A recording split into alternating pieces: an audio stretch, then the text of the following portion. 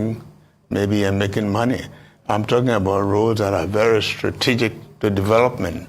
Roads, farm-to-market roads that help to reduce prices because of the possibility of people moving with commodities and keeping prices low, roads that are able for medical facilities and even for education. Then I went to E, arrest, education. The number of children that we had in school had dropped drastically, firstly because of the lack of good teachers, access to good schools, children sitting on the floor, and there's nobody that even has the feeling that life is beyond them. Then you go to the S sanitation. We are in developing country. We are not advanced in curative medicine. But if you keep the communities clean, if you take sanitation and keep the people in the rural community, you give them clean environment, and even in the urban area, if you go to Monrovia today, everywhere is garbage, everywhere. Good health starts with good environment. So then you talk about LRT tourism. Liberia has the possibility for tourism. And that tourism combined with the hospitality industry will create some jobs for the young people immediately. They'll be able to give opportunity to the rural community in the cottage industry. They'll be able to give the young people a job in the management of hotels and things that will give them the confidence that there is a future for them. All right. So I would like to delve into the politics of Liberia, going back to the post-war politics of Liberia and how things are pretty much run. And a lot of people are also saying that you are part of the old guard. And why are you trying to run in a country that is largely dominated by young people? You served in Samuel Doe's government. And President Ellen Johnson Sirleaf couldn't openly endorse you while the elections went on and on, because it was stated that she come out to say that I'm not supporting any of the two candidates when it went to runoff, before the incumbent president, George Weah, got in. So a lot of people are saying you're part of the old guard, and what is this vendetta? That things are not probably as you say they are, but they also agree to the fact that yes, there's been massive corruption and all of that, but what new are you going to bring to Liberia? Because you are part of the old guard. You've been in and out of the circle of power since '83, since the Doe time. Yes, but I also have a record that goes with me. I served, and once I was asked that why can you do as president that you couldn't do as vice president, presided over the Senate without a vote, except there's a tie. A vice president assists the president. To assist the president is a matter of choice, whether the president wants to be assisted or not. And my records show that I assisted the president very well. The fact that she went the way she went, well, she knows it better than I. But I belong to Liberia, that's my country, and I have a right constitutionally to run for president, because I still believe that there are a lot I can offer this country that I have not been given the chance to do. And that's my right constitutionally. Okay, sir, let me ask you this. Do you have the support of Madam Ellen Johnson Sirleaf? We have all of that issue when a road was commissioned, and the road you had superintended over it on the way to Lofa County, which is where you come from, okay? And she said, well, that just happened. She didn't know that the two senators would be there, and she was not endorsing anybody. But this time around, You are leading the opposition party. Do you have her support? What is your relationship with her?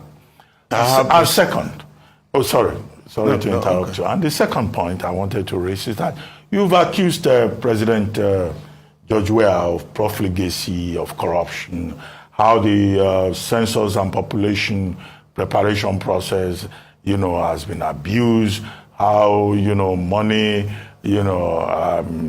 has been mismanaged, how he has abandoned the country. Is he back? By the way, the last time I saw him, he was still watching football in Doha. So are you going to conduct a probe? Are you saying that if you win the election in 2023, you will, although your campaign slogan is AREST, are you going to add the other R and arrest people? That's a good question. The Liberian people have lived a long time with impunity.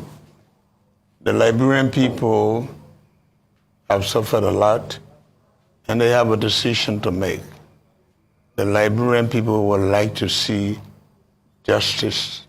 They'd like to see ill-gotten wealth restored, or people who got rich overnight to account.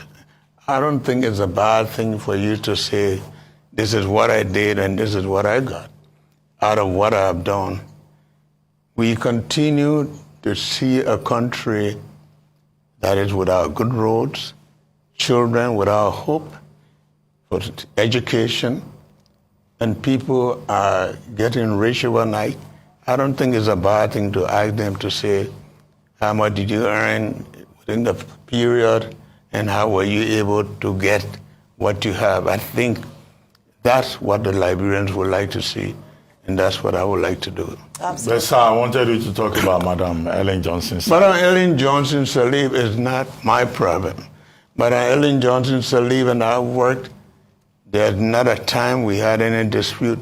The decision she made is her decision. She knows why she did it. I'm not going to go into that. Let's talk about your economic policy for Liberia. Under President George Weah, we've seen food prices rise and people unable to afford staple food in the country, and inflation rates have gone up.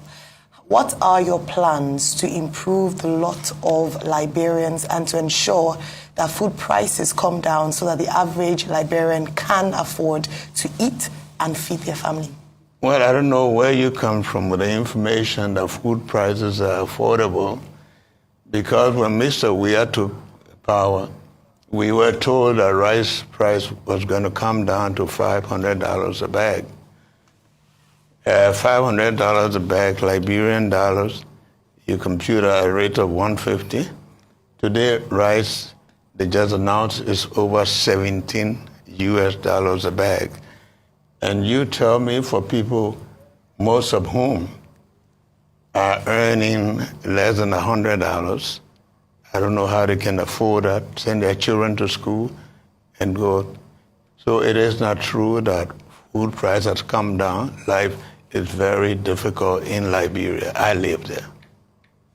That's what I asked. I said that food prices have gone up. Oh, and people okay. have complained. I'm sorry. What are your plans to make None of the our lives plans of are this? that. In fact, is to start with what the Liberian people, touching the lives of the small people in agriculture.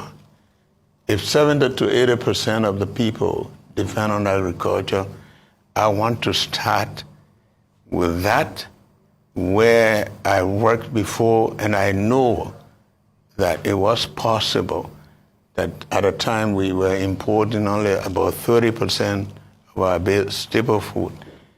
And the potential is there. The soil is there. The farmers are there. All the cooperatives that we had that were working, none of them are functioning.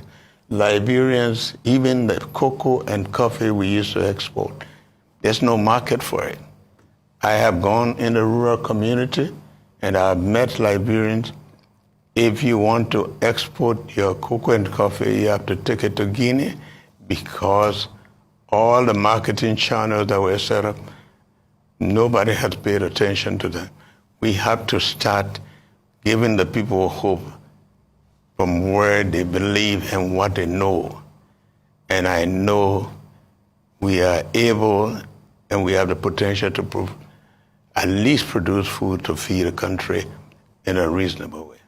As we start to wrap up, one thing quickly, and it was a good thing you talked about rice, because we remember the famous Tolbert rice riots in the 70s and how it impacted in Liberia. But one thing real quickly, we saw the effect of Ebola, how it ravaged the healthcare sector in Liberia, and also COVID.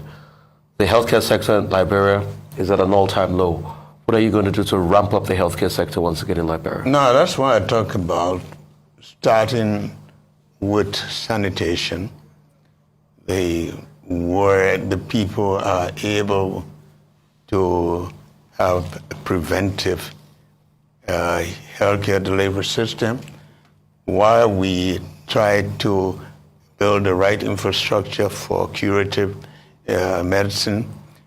The healthcare sector is deplorable because of the same sanitation, the lack of good drinking water. You go to Monrovia, most often the hospitals say typhoid. It starts with water, quality of water. I had said that I want to make sure that we keep not just the rural, but urban communities clean, the schools and all of these places of public use, keep them very much sanitary and give the people some feeling that they can live in a clean environment. The healthcare sector, the deal to, it is not that it is not on paper, it is there. It's the matter of affordability, it's a matter of even those that are giving healthcare services, they are not given the right incentives, and most of the people will prefer leaving the country those who can afford. And we cannot afford that because most of the people cannot afford to leave. Well, we have just about 2 minutes. There's a question I wanted to ask you. All right. Many years back, I reviewed a book written on Liberia. And I know that in Liberia, there's an establishment, a very powerful establishment. I don't want to go into the details on TV. Where do you stand in relation to that establishment? And is it true, as alleged by your critics, that you are running a tribal ticket? What? Tribal, ethnic. Oh, no. And you keep complaining about the Congo people. If there's anybody I complain about the actions of people, the neglect of people, not about, I'm one of those persons who I can say I'm well integrated. I went to institutions that we mixed up well. The idea is I do not talk about people, I talk about actions of people. And I think there's a lot that is wrong in our society with respect to people rather than talking about people themselves. And I am well connected in Liberia. With the establishment? Everywhere. You know what the establishment I is, know, but again, I'm sure you do. Thank you very much for joining us, sir. Thanks again. Thank you very much for coming to the conversation. We have also right now the vice chairperson of the United Party for Operations, Mr. George Lobbo. We're now urging Mr. George Lobbo for him to be able to give us some of the things that he think of his Tanabera visit to Nigeria. Mr. George Lobbo, welcome. Abraham, I want to say thank you very much, my dear friend and brother. It's an honor to join you guys today. I'm glad to be here with you on this platform to talk about issues of national concern and to speak to some of the progress and accomplishment of my Stenabera and about his trip as it relates to some of the rumors that has been circulated out there. So it's good to be here. Mr. George Lobbo, let me tell you, you are welcome to the Madnison Abraka talk show. You know, here we take the cat out of the bag and we will go straight into the issue. What was the purpose of the former Vice President Jos Tinabera a visit to Nigeria? You know, AB, let me say this to you. The former vice president has contacts around Africa. People fail to understand. This is a man who was in charge of the West African Rice Project back in the days. Not only that, this man was a former vice president for 12 years. He had the privilege to travel around Africa, around the world. He met world leaders. He has friends all around the place. Moreover, he's a political leader of the Unity Party. It is the opposition, the leading opposition political party in Liberia. And I mean, sometimes I find it to be so mind blowing that we are in an election season. Some of many people in Nigeria are successful business people, ordinary Nigerians who are well to do. Nigeria hosts some of Africa's richest people. Here in America, people lobby for funds, people. So he's in a campaign here. What is wrong with him going to Nigeria to engage with friends?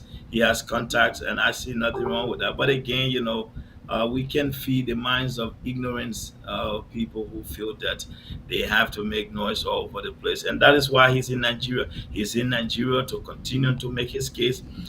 He's why in Nigeria. I will say this to you: we do not owe people details as to where our standard bearer has gone, because the last time I checked, I've not heard any other political party tell us who their standard bearer was meeting with, where he was meeting, or none of that. As far as we are concerned, AB, the people who argue that he's broke, who say he has no money, he has no connection, are the same people now who are crying that he's going to look for money. So you see the foolish argument. So we can't really feed into that. As far as we are concerned, we have an election come 2023, and we will ensure that we have the resources, we have the logistics, we have the mobilization to ensure that George Weah is formally and officially retired come 2023. And that is what we are focused on. Mr. Josh Lobbo, you said that that's what you are focused on. But can you tell us who did your standard bearer visit? And before his visit, we saw him in a private jet. Whom was that? So again, AB, like I said, we want to, based on our previous experience in the past, we want to make sure that until everything can come to fruition, the Liberian people will see. One thing we've promised to do is to be transparent when we come to government. AB, right now we are in a political season where people are engaging. I could sit there and begin to call names to you today, but I won't do that. I understand it that you people in the media, that's what you really want. But But people I mean, are if I was to engaging. People call are engaging. But then you could not. You will not be able to tell us who did your standard bearer meet with. You will not be able you, to tell the Liberian people who your standard bearer meet with. AB, here's what I will say to you. The former vice president in Nigeria, I think you saw the cover of a newspaper of who he met with, for example, a businessman. You saw the cover of that newspaper, right? No, Not, I did not. I did not. I said you tell the Liberian people. okay. So again, like I said, Ambassador Boaka, again, in Africa especially, where there are meetings that I arrange, what we will do is Abraham, the party will brief the Liberian people as to our standard bearer visit. People can speculate as much as they want. That is their right. But again, at the end of the day, the former vice president, yes, you saw him in a private jet. Again, that is Who owned that private jet? That's my question to AB, you. AB. A musician like Davido can fly a private jet. There are multi-millionaires in Nigeria. There are governors in Nigeria that can send a private jet. I understand this question, this line of questioning, but I will say this to you, AB. What is very, very important now is we have a president in power who is George Weah. Ambassador Boaka is a private citizen. He is the political leader of the Unity Party. He's doing what it takes to mobilize resources for his party. He is not the first to travel from Liberia. He will not be the last. As far as I'm concerned, if my standard bearer was in Nigeria and meeting with thieves, with bandits, I would be worried. But as far as I'm But concerned, he when is they meeting with somebody who have a tinted record, who cannot travel, who is currently banned for traveling to Great Britain, who who are is you current. talking about? Oh, the same man. What are you talking about? The same man Listen, on that news report that you're talking about, I have done my research here. I have yeah, done my but research, and my research indicate to me that that man have, he is Nduka Obaigbena. also you have a name again. Yeah, yeah. And I what have, does he do I, in I, what, I have, I who is he have, in Nigeria? I have. The man is a business tycoon. That's What type that. of business does he do in Nigeria? You want for you your you So was again, you your standard bearer met with him, but you failed AB, to tell the Labrampo who that your AB, standard as bearer far met as with. AB, I just told you if it is not in hiding. I just made it clear that it is on the covers of newspapers, and I'm pretty sure the former vice president, who is Liberia's most respectable public servant, will not engage in any act that undermine his integrity and credibility. I understand the hype. I understand the desperation for answers, but I will say to you, AB, your job is to ask me the question, and I'll answer the question to the best of my ability. Having said that to you, my Senate bearer, AB, let me finish. As far as I'm concerned, as far as I'm concerned, the man who he met with is a businessman in Nigeria. He owns a legitimate business in Nigeria, as far as I'm concerned. So again, AB, that is what I can confirm here. He is the guy where the Boko Haram bomb his place, his news center, and then the Nigerian government have to refund honor the presidency of the former Nigerian presidents.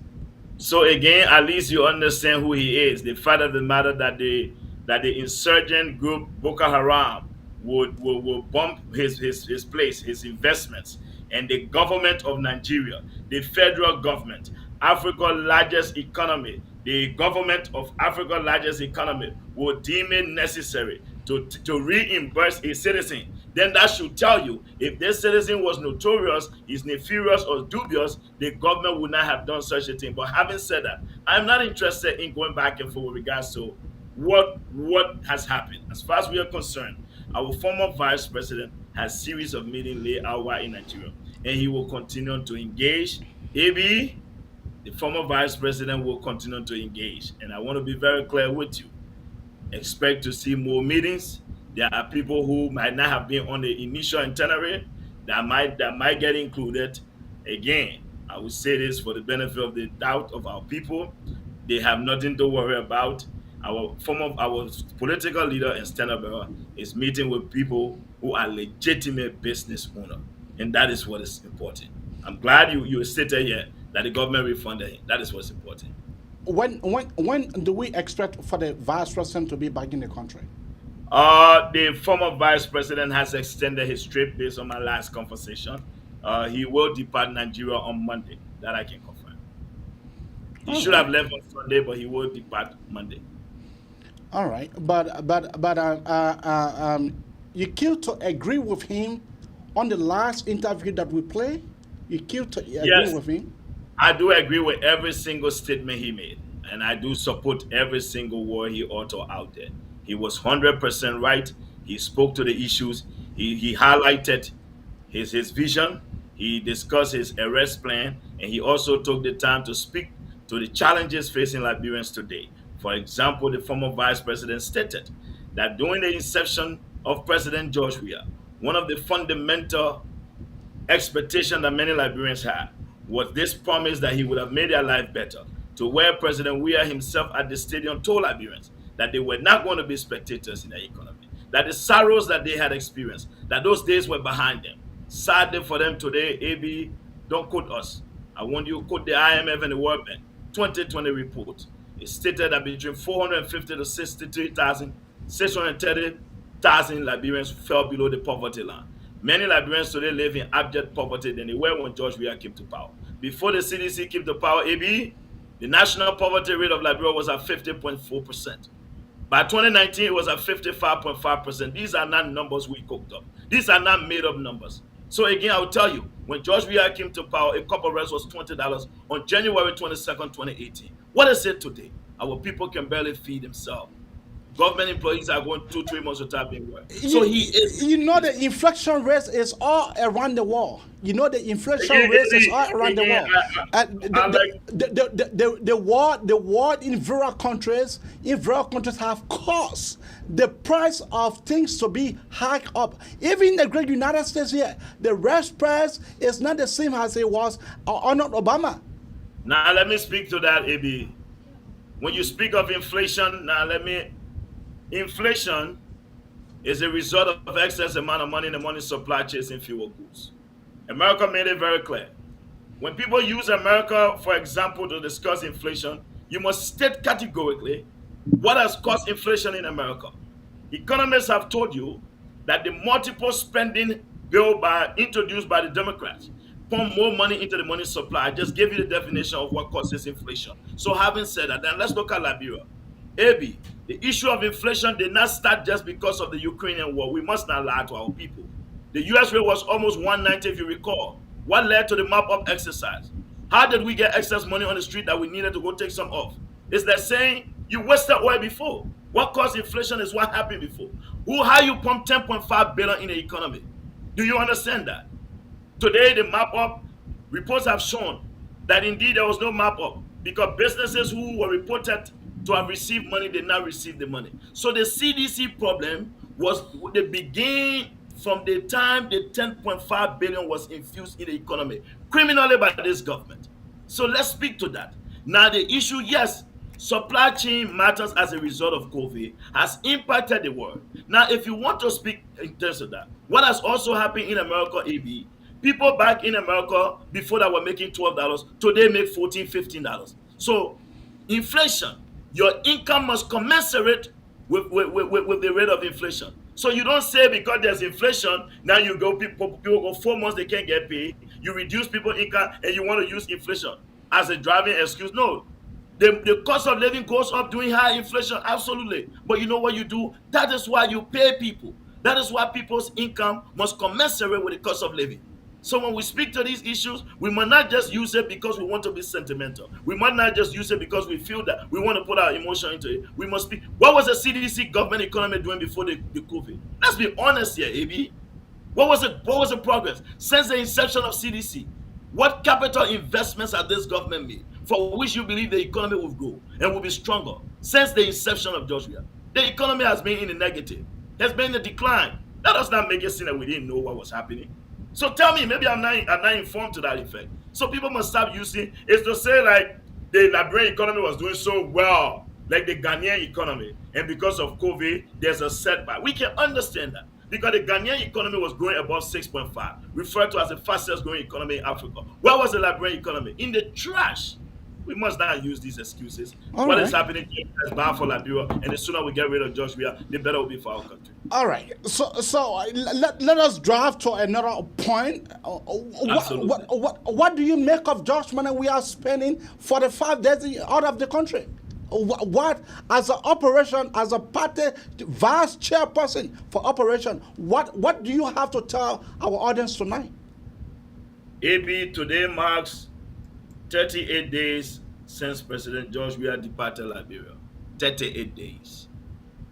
38 days for a country that was struggling, for an economy that is in the trash.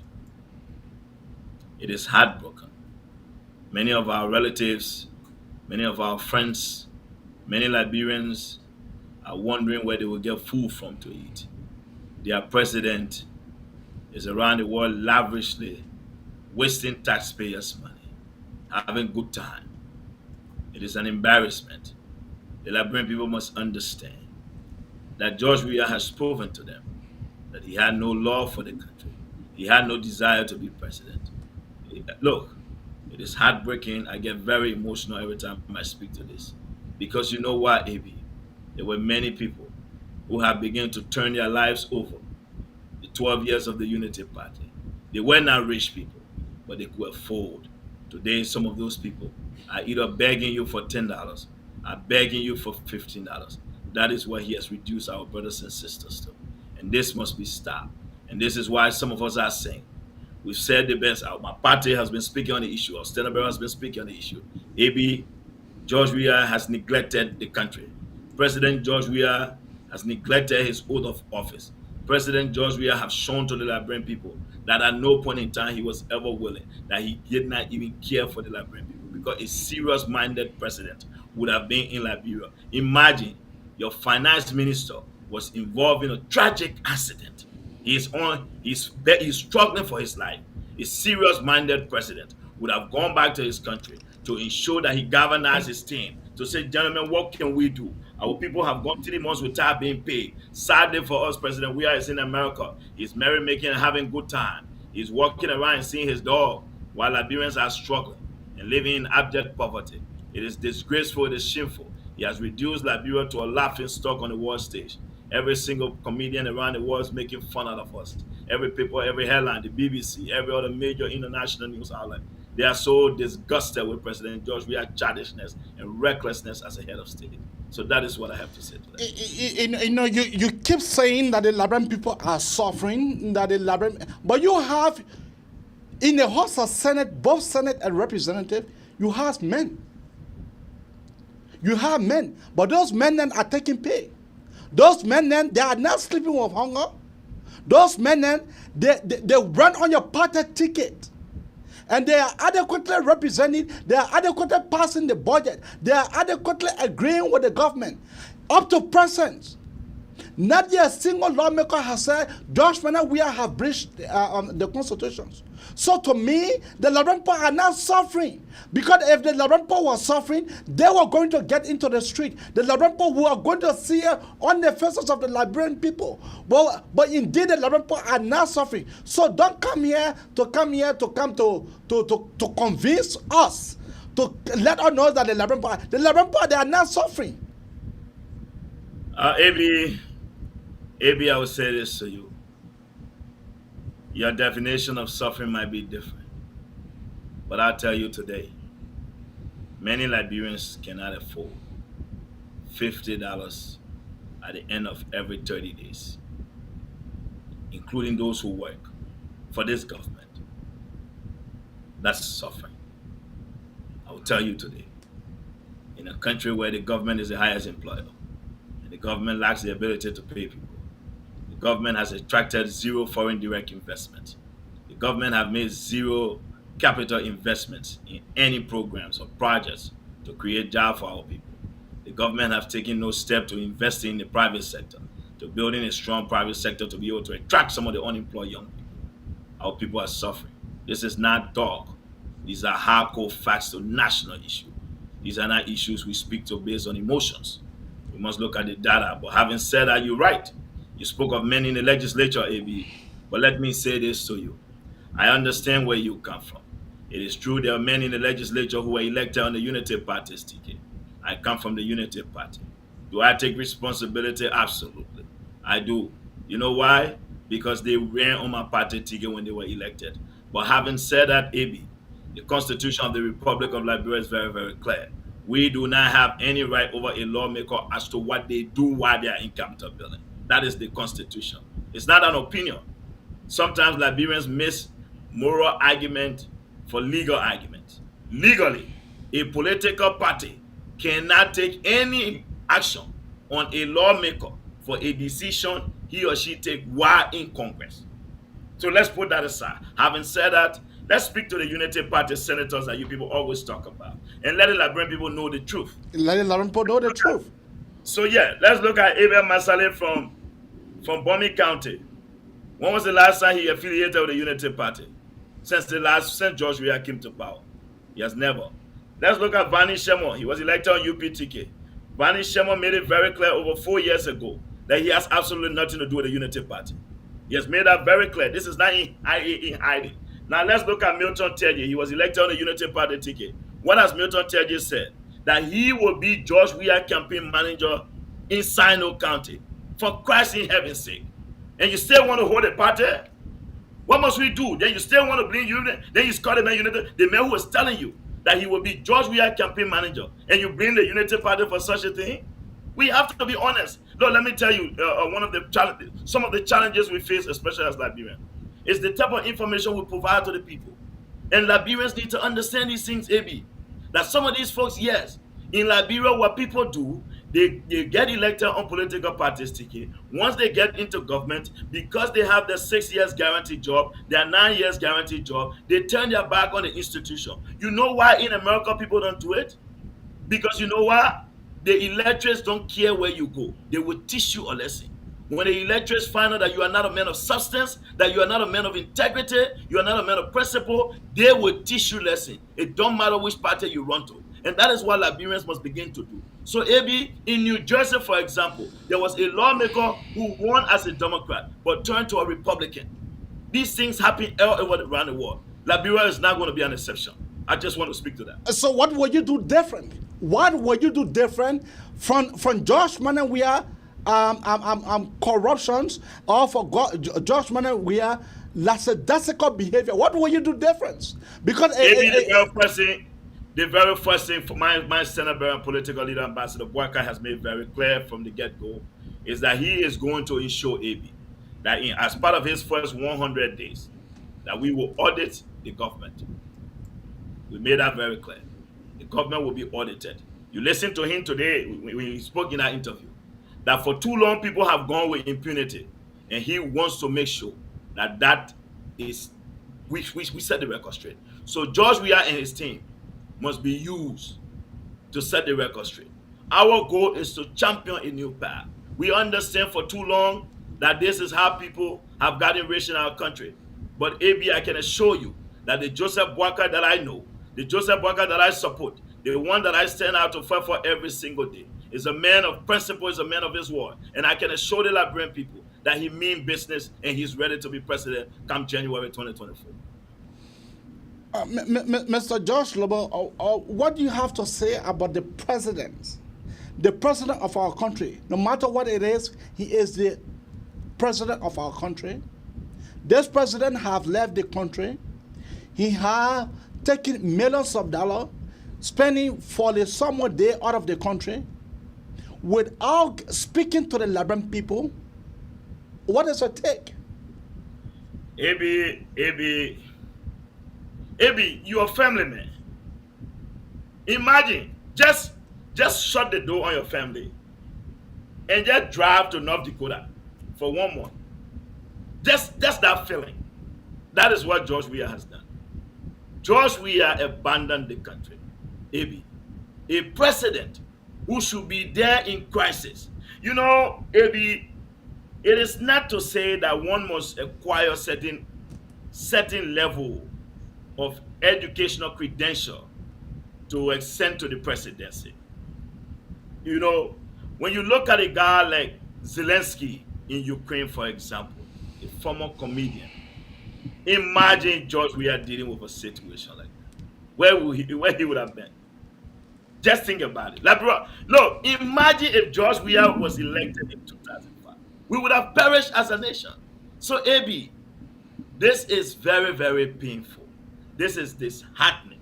This is embarrassing. This is disgraceful. This is shameful. Look, AB, how do you feel when you turn on and you watch the comedian is clowning your country, and he's saying that your president is outside, he is in Qatar at the expense of Liberian taxpayers? President George Weah was proud to be carrying the U.S. flag. Let me give you a story. Just yesterday, the Prime Minister of Croatia, he's in Qatar. He had an interview with the Al Jazeera journalist. And the Al Jazeera journalist told the man that I want us to be hypothetical. Worst case scenario, if Croatia is not in the tournament, who will you want to win? Abraham, you know what the man said? The Prime Minister of Croatia. The man told the journalist, he said, it's impossible for me to even answer that question. Croatia will win because I am the Prime Minister of Croatia. And I will not call no other team name. But because I am the leader of Croatia. You know, this morning I was reading and I was following William Ruto, Kenya's newly elected president. Yeah. You listen to what Ruto said. William Ruto said, my children go to government school. Yeah. He said, because if I cannot trust the system with my own children, then why must other people trust the system? President George Weah cannot even trust a dog that is in New York with Liberia.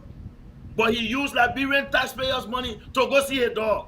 But he cannot trust the Liberia to take a dog there. This man will be at the World Cup. And the U.S. Embassy in Monrovia thanked President Weah for celebrating with a U.S. flag. Imagine that type of embarrassment on the world stage. President George Weah has humiliated us. He has reduced us. If there's any level we can be reduced to as Liberians, George Weah has brought us to the lowest. That is what he has done. So, AB, you can look, my brother, trust me, it is more than heartbreaking. It is shameful. It is disgraceful. It is so embarrassing as a Liberian. Some of us, we pride ourselves that we are Liberians.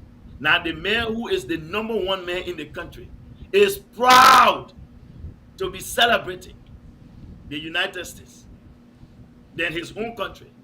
So, my brother, not only that, but he left his people in the midst of extreme poverty. That is a dilemma we have to deal with, my brother. What do you have to say about your former standard bearer, Madam Ellen Johnson Sirleaf? What do you have to say about her? AB, let me be very clear. I come from this school of thought where I have learned to respect presidents. I have always admired leaders for what they accomplish while they occupy the office of the president. And I have always said, you know that, President Weah Aratobo remained my #1 president in Liberia history. I have 3 presidents that I love. President Weah Aratobo, President Sirleaf, and Charles D.B. King. And I have reasons for that. Having said that, Ellen Johnson Sirleaf, like her or not, remains the most accomplished Liberian president. I understand people. Here's the problem about Ellen. Many Liberians who argue about Ellen, they don't criticize the Ellen Johnson Sirleaf who was president for 12 years. That is not where they come from. They speak to the Ellen Johnson Sirleaf who was involved with the MPFL. They speak to the Ellen Johnson Sirleaf who contributed to the war. That is true. And I have been very clear. I support the establishment of war and economic crimes court. Now, when it comes to her, I think she made a mistake. Because part of leadership, AB, is that when you take an organization from nowhere to somewhere, it is important that when you are leaving, you ensure that the transition, that what you fought for can be sustained. Because you see in this life, AB, you can acquire anything, but if you cannot maintain it, you can't own it. It's like if you went to the Apple store today, you bought a brand new iPhone. Yes, you did acquire an iPhone, but for you to say, I own an iPhone, you can walk around every time and talk about it, you must maintain it. If you got it from the Apple store while you were coming home, you drop it in a dish. Do you own an iPhone? You don't. You will only say, oh, I acquired an iPhone. So again, Madam Sirleaf ruined her legacy by supporting this government, by supporting George Weah. Now, whatever led to her decision, that is for her to answer. AB, the thing about me in this life is that I've always said to myself that what has happened behind me has happened. What I'm concerned about, because what I owe to myself is what lies ahead of me. And what lies ahead of me now, as a United Party partisan, is 2023. And that is defeating George Weah. That is ensuring that President Weah is officially retired. Ellen Johnson Sirleaf, I will tell you personally, I do not like her stand. I do not like the decision she took in 2017, but that is behind me now. What I'm concerned now is about how I can ensure that Liberians understand. You see, in Kenya, for example, Uhuru Kenyatta did not support William Ruto. Uhuru Kenyatta endorsed Raila Odinga. But the Kenyans said that regardless of where you go, your father is Kenya's first president. But we will support William Ruto. I think the Liberians must learn from the example in Kenya. Let's go to Brazil. The Brazilians said that we will go back to Lula. You know why they went to Lula? During the days of Lula in power, Lula lifted 30 million Brazilians out of poverty. Lula encouraged social service programs. Lula built more low-income housing projects across Brazil. So again, Liberians must learn from these incidents that have transpired. From the Lula example in Brazil, from the William Ruto example in Kenya, Liberians must understand that we have an opportunity to tell President that we are not stupid, and we'll do that come 2023. All right. I keep your call coming out on 215-824-8124 or 612-520-1016. That is the number to call. One more, 215-824-8124 or keep your call coming out on 612-520-1016. That is the number to call. Let me ask you this technical questions. I have technical answers for you. What in case when JNB does not win? Abraham, I want to be very clear. Why it is true, I do not subscribe to hypotheticals. As far as I'm concerned, Abraham, I'm a man of faith, and I believe in what I believe in. But that's the same Abraham, faith. But that's the same faith. That's the same faith that you had. That you went to 2017. That you said that JNB were going to win. So Abraham, let me speak now. Let me say this to you. Nana Dankwa Kufuor in Ghana contested the presidency 3 different times and lost. The Ghanaians decided that it was time to bring the most experienced public servant to office. Nana Dankwa Kufuor was elected president. Today, he has created more jobs in Ghana. He has expanded Ghana developmental agenda. So again, that cannot be compared to Liberia case because Nana Dankwa Kufuor was younger because he contested 3 times. So he was much younger than JNB. JNB cannot contest. JNB cannot contest 3 times. Yeah, but JNB has contested already. Yeah. So this is the second time. Now let me answer your question. So you are saying that JNB will lose this second time? No, let me answer your question. What I'm trying to say is, the premise I'm trying to lay is that because you contest an election and lose an election does not mean that you can't win again. And that is why I wanted you to understand that this man contested multiple times, he won. Now, I'm telling you today, Abraham, as far as we are concerned, and one reason why I believe in the Liberian people, Abraham, you know, in 2020, I came to America in 2006, in 2007 rather. I never left America until 2020. You know why? When the CDC brought forth its dubious, nefarious, clandestine, criminal dual citizenship bill, I decided it was time for me to depart America. Even right after the death of 4 auditors, where many Liberians in America were afraid and was concerned about security, I told them that I would go to Liberia and would campaign against the government. Abraham, I was in Liberia and challenged the government. McGill and myself, we traded radio stations. While McGill is on this station, I'm on that station. What happened? I went from county to county, Abraham. With less than 2 months, we massively defeated the government today, up to today's date. The National Election Commission was so humiliated, so embarrassed, that they refused to put out the result from the referendum. That gave me hope. That gave me belief in the Liberian people. That as long as we tell our people and speak to the minds of our people are not stupid. Many people don't know. Abraham, I will give you the stats today. In the whole of Africa, Liberia is the only country that is known for not bringing more than 7% of its lawmakers back to Congress. Why the stupid people think they're stupid? They're not stupid. And I believe in the Liberian people, and I will take a bet on them come 2023, and we'll ensure that George Weah goes back in. We'll send that message to President. So again, why it is true, it is a hypothetical scenario you want to paint, but let me be very clear. Joseph Nyuma Boaka will be elected Liberia's next president, and he will be sworn in come January 2024. In your first 90 days, what will you do? We've been very clear in our first 90 days what we will do. We've been very clear that ensuring there will be no car stuck in on any major highway. Does that goal look like achievable to you? In the first 90 days, that no car was stuck in a mud? Does that goal look achievable? It is achievable. Absolutely. I say yes, 100%. It is achievable. Having said that again, we have also said in the first 90 days, we'll ensure that the outgoing government is fully audited. Fully audited. We will make sure that is done. In the first 90 days, one thing we'll begin to do is the process of reestablishing our institution, realigning ourselves, and ensuring that we can work on. Look, Abraham, when we speak of major highways in Liberia, right now you have to understand it was because of the CDC government on recklessness, childishness, difficult behavior, for which, look, I do not wish evil for anybody. But you see, the Liberian man has a saying that God is not sleeping. The Lofa Road, look, President George Weah and Madam Ellen Johnson Sirleaf attended the groundbreaking ceremony in December of 2017.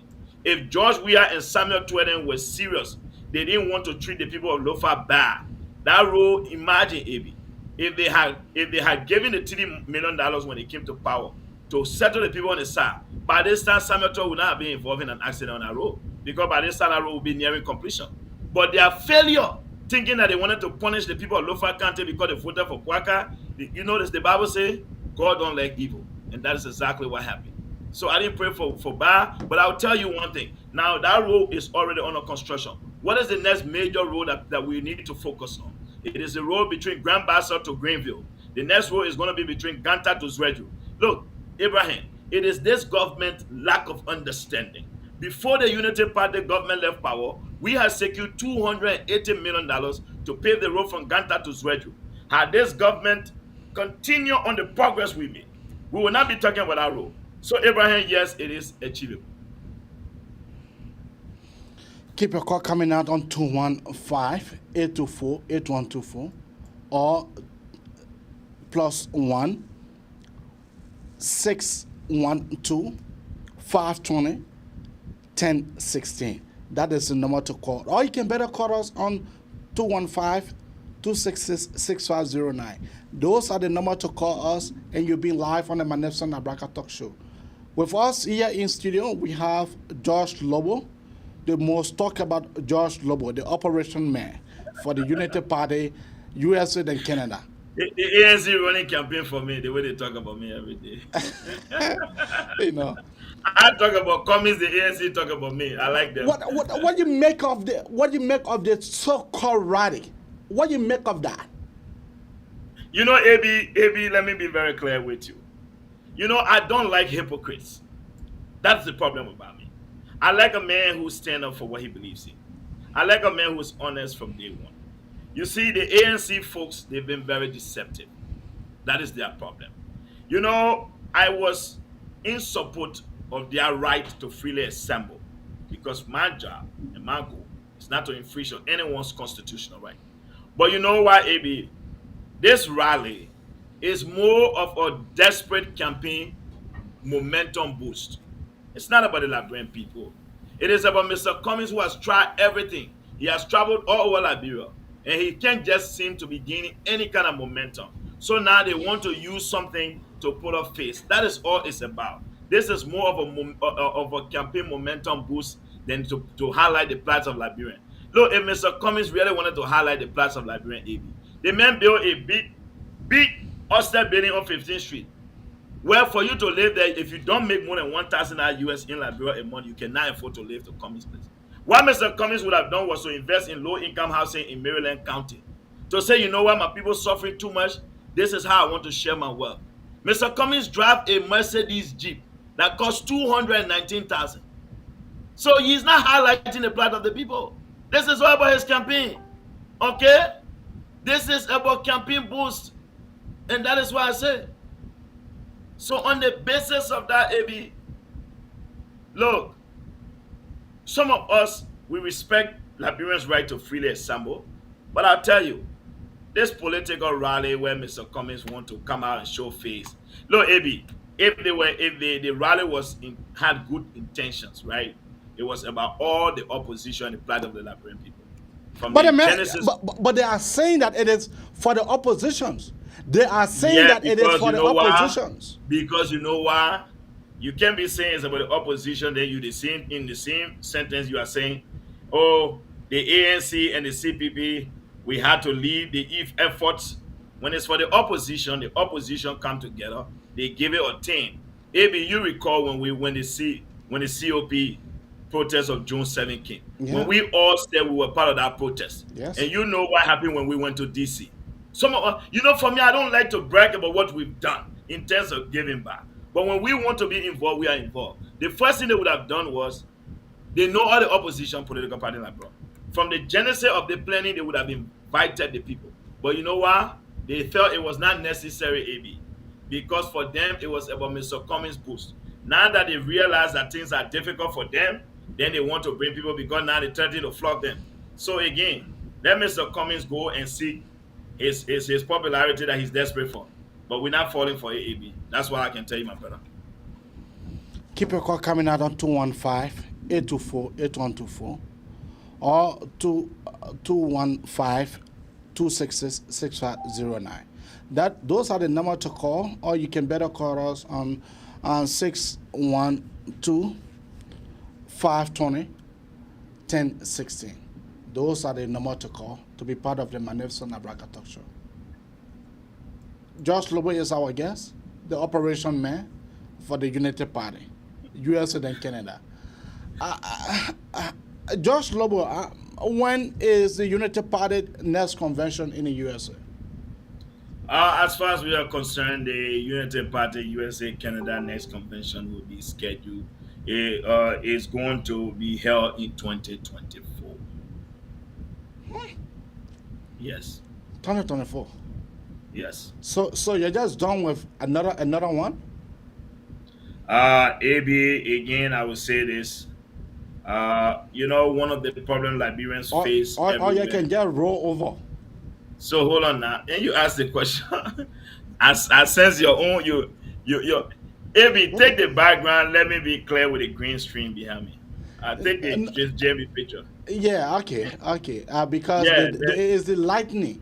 The light is the light. Because I suppose I will change it. I'm using a different computer. The other computer I didn't use it. So let the green screen show be better. Okay. Yeah, take the JNB picture. Okay. All right.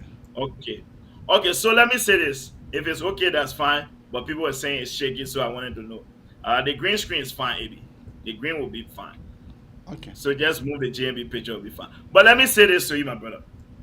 Here's what happened. People need to get involved. When getting involved does not mean to just say I'm a member. It's by going to meetings and attending your party activities.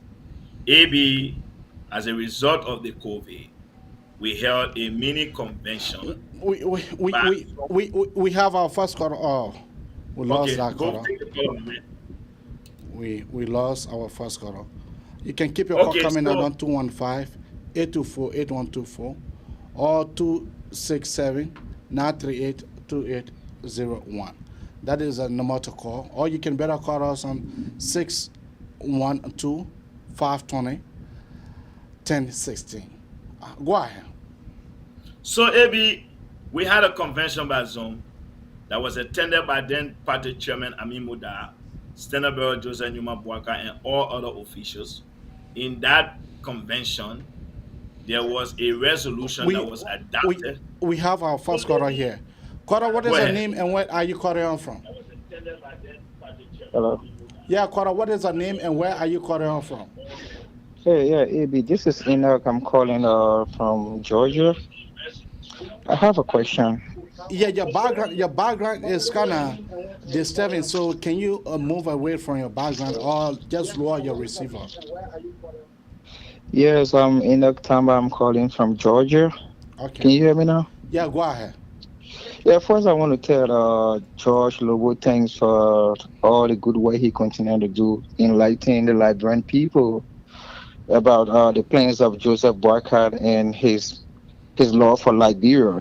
But I have a question to ask him, and that has to do with the same question that you was asking him. What would be the plan of United Party in the first 100 days? And my question is, would they go after corrupt government officials from the past regime and that of George Weah? That is my question to Brother George Lobbo. Thank you. All right. Mr. George Lobbo, can you answer that? Abraham, let me tell my dear brother who called, thank you for that brilliant question. But let me say this to you. The Joseph Boycott that I know, that I serve, who that I believe in, has made it very, very clear. He told me, Abi, he said, George, he said in 1 year, the entire world will trust us again. So I'll tell you, yes, we intend to go after corrupt officials. As far as we are concerned, we have no plan to witch hunt anybody.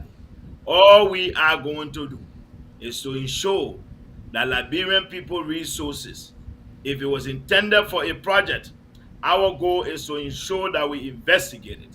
For example, you can't take $30 million and give it to East International to pave a road when the agreement of that road was to be 100% pre-financed by whoever was supposed to pave that road. So we need to know what happened, what led to where we are. So again, a government that is taking loan, that has borrowed close to $700 million, we need to know what you borrowed the money for. We need to be able to see the development that must match up with what you borrowed. This is going to be no time for play. And I can assure you, Joseph Nyuma Bwaka that I know, yes, in the first 90 days. That is why ensuring an audit is conducted is part of our 90 days plan. And yes, indeed, and let me be very clear, I don't care if you work in the UP 12 years. Our goal is to continue to follow the lead. We will go after the facts. Money has a trail. And if it leads us into our own government, then that's fine. We must set example. There's nothing wrong with setting example. It is even better, AB, if you can go as far as your own government. That will make people to even trust you a lot more. So again, if you didn't steal, you have nothing to worry about. If you are giving money for a project and you deliver, you should not be afraid. But as far as I'm concerned, Ambassador Bwaka has no boundary, no limitation as to how far we intend to go. So let me tell you today, the reason why you see many people are now against him, it is because of that fear. Because they know exactly what is ahead of them. And we are prepared. And we're not making we're not. That's why again, AB, when you hear them say the VP had to deal with, he don't want to form, he don't want to do this, he don't want to do that. That because you know what? Some people want the former vice president to make commitment to them now, to promise them he will protect them, to promise them he will give them jobs so they can be shielded. We're not doing that. The Liberian people, we are not going to tie our hands before we get there.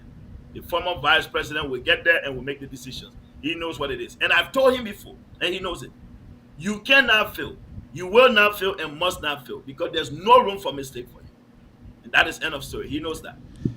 You think that his visit to Nigeria will not come back at him tomorrow? You Absolutely think that not. AB during the 2017 election, the former vice president visited a lot of different African countries. We must not make it seem like this is the only country he has gone to. The former vice president took trips. He went to as far as Togo. He went to Benin. The former vice president was inserted the other time. Why is it people don't talk about it? He's going to Freetown 2 different times. Why people don't talk about it? So look, let me say this, AB. There are people who, when you have nothing to say about JNB, it's like me. If you watch what the ANC people do, they try so hard to the point that you won't believe it, AB. They call my sisters in Liberia. To the point that someone even told my older sister, I heard say you love him to George, and my sister got mad and said, George is my little brother. So sometimes when people don't have anything of you, they find anything to stick. That is why you see people say a lot. The reason why my ANC friends sing songs every day about me is because they've not been able to find anything to really hold me. And that is what they do with Ambassador Bwaka. That tribute has nothing to do with AB. The former vice president is a man of integrity, and he will live up to the expectation of the Liberian people. I can assure them on that. Why are you not supporting this rally? Is it because it have to do with the CPP, or it is because of the CPP now realizing that the United Party, because I have seen people from the United Party join them. So what is it that you, George Lobbo, cannot come on your talk show to be able to say, look, all of my followers, I pledge support, I support this rally? Why can you do that? AB, I can't do that because you know what? When you listen to the people who are organizers of the rally, when you look at what they intend to achieve, it is clear that this rally is more of a Cummings campaign momentum boost than the plight of the Liberian people. Mr. Cummings has been in Liberia for the past 5 years since he lost the election. Is it only now that he believes the Liberian people are suffering? When they were in the CPP, Liberians were still suffering. under this government. Mr. Cummings then did not call for rally. Look, AB, you cannot be organizing a rally that you claim is for good faith, it's for all Liberians. And then you're talking about, we know Ambassador Boakai can speak. He don't have a history of speaking for the Liberian people. Mr. Cummings is the one who always speaks for the Liberian people, and this is why he's leading the rally. You can tell from the undertone that there is a motive with this rally. So again, I will say this to you. I respect their right to assemble. Mr. Cummings has children. Let him send for them to go rally. But for me, Mr. Cummings, look, AB, every baboon one will fry in his own oil. Mr. Cummings will not use other people for his political campaign boost. That's my take on it. And that is why this rally, I do not support it anymore. I respect their right to assemble. But if I have my way, anybody asks me, I will tell you to sit down. Let me tell you, AB, our people have suffered already. Our people have been patient. Our country, they've already waited for long. Let them wait and go rally to the ballot box come 2023. End of story. Because you know what? Where if they get in the street and something was to happen, there's no medication in the hospital. Where would they go? They have no food. Where would they go? I would rather than just wait. They have already waited. They've been patient. They've exercised tolerance. Let them just continue to do it. They will have good time to rally to the ballot boxes when they get there. There they can express all their anger about the CDC government. That is my advice. Yeah, but someone was saying to me, what is the essence of them paying $2,000 if they want to rally? If they're saying that the Liberian people are suffering, what is the essence of paying $2,000 to the government? I was thinking that they were going to demand that they are going there because it is their constitutional right. I was thinking that that's what they were going to do. But maybe they can rally in the streets. It is their right. It's a public space. They don't use the street. They don't use the sidewalk. Okay? Keep your call coming out on 215-824-8124. You know, Mr. Cummings, I'll tell you, Mr. Cummings has surrounded himself with the wrong people who are using him for their own personal gain. And you can tell by the decision he has made in Liberia. So we know that. So again, those people who want to be out there in the headlines, they will do anything and say anything, but that's on Mr. Cummings' part. That is up to him. I mean, for me, I don't care about that. As far as I'm concerned, I would just tell my people they've waited for too long. Let them just be patient. Come 2023, they will have an opportunity to rally at the ballot boxes. Okay, When we you have go a caller ahead. here. Caller, what is your name and where are you calling out from? I'm Samuel Zizia calling from Minnesota. Samuel Zeze, go ahead. Yeah, Avi, I'm more concerned about the rally of the CPP or the ANC. Yeah, what you are concerned about? Yeah, when you try to assemble people in the Caller, I'm coming to you. Hold on. issue is the objective. What you more concerned about? Repeat that one more time. I mean, if you are assembling the people in the favor of their quest, meaning the current situation in Liberia is the economic situation, youth empowerment, and the rest of it. Okay. So if you're having a rally, the rally should surround those objectives. What are the objectives of the rally? Is it to gain political popularity? Is it to gain But that's what it's about. It's a political popularity momentum or boost. to address the issues of the Liberian people? Okay. If you want to address the issue of the Liberian people, you have to get an agenda. Tell the Liberian people, look, if we have this rally, this is what we achieved. It may not be physically done, but in a quest that you will find a reward in the future. But the onset of the rally is based on the issue of gaining popularity at the expense of other political parties. That's my opinion. You can be having a peaceful rally for the Liberian, but look, AB, even other political parties, leaders are Liberians. If you want to speak on behalf of the Liberian people, you must be friendly and put politics aside. When it comes to campaign, you deal with the issue. You cannot say you want to speak on behalf of the Liberian people, and you try to engage fights with other political parties, especially a formidable candidate that the Liberian people had entrusted their leadership with come 2023. If you want to have a peaceful rally for the Liberian people, not only the Unity Party, but Joseph Boakai should be inclusive and should be a decision maker. That's my opinion again. And I think if the ANC or the CPP want to have a successful rally where they will have the attention of the Liberian people, all political parties should be inclusive. But from the onset, the fight of other political parties has shown a clear definition that this rally is to gain political influence at the expense of the Liberian people. Thank you. What you have to say about JNB traveling to Nigeria? The first thing we should understand, GNB is a private citizens for now. As I understand, GNB did not buy or a private jet. Did not paid for a private jet. It was given through a kind gesture by his friend. Okay. He's not an. Kora coming to you just for wrong. So he have a private right. So let me ask the Liberian people, unlike George Weah, who is the president, ride a private jet at the expense of taxpayer, raise our bride, and it is our concern to gain explanation. Unlike Joseph Boakai, who is a private citizen, who a private jet will be offered by his friends, should he say no? Okay. What is the signal? If Joseph Boakai have saying no to his friend, it could have been another side.